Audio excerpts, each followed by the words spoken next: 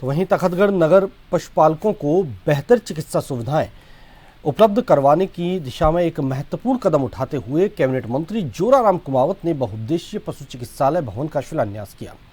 उन्होंने बताया कि लगभग 150 करोड़ की लागत से आधुनिक सुविधाओं से युक्त पशु चिकित्सालय भवन का निर्माण कराया जाएगा, जिससे क्षेत्र के पशुपालकों और पशुधन को बेहतर उपचार सुविधाएं मिल सकेंगी।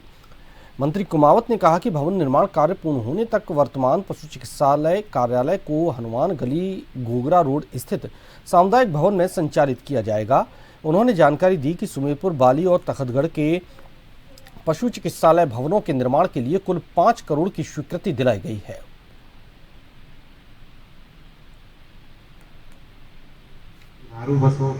गाय के जब संतान होती है तो बछड़े भी होते हैं और बछड़ियां भी होती हैं।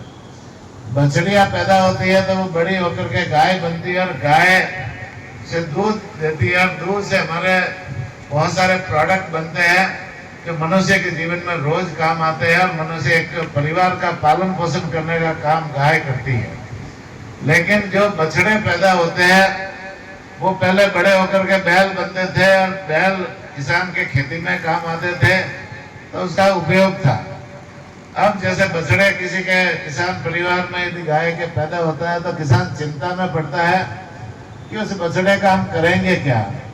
साल भर दूध देती है गाय, तब तक तो रखते हैं, उसके बाद में उसे रोड पे छोड़ देते हैं। वो गलियों में घूमता है, गंदगी खाता है, मैला खाता है, कचरा खाता है, कई बार किसानों के खेतों में जाकर फसल का भी नुकसान करता है। तो नंदियों को जो बड़े होकर नंदी बनते हैं उनकी संख्या हम कम कैसे करें।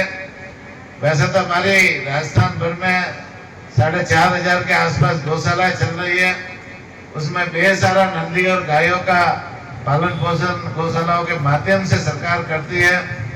सरकार 1280 करोड़ के आसपास अनुदान गौशाला में चारा पानी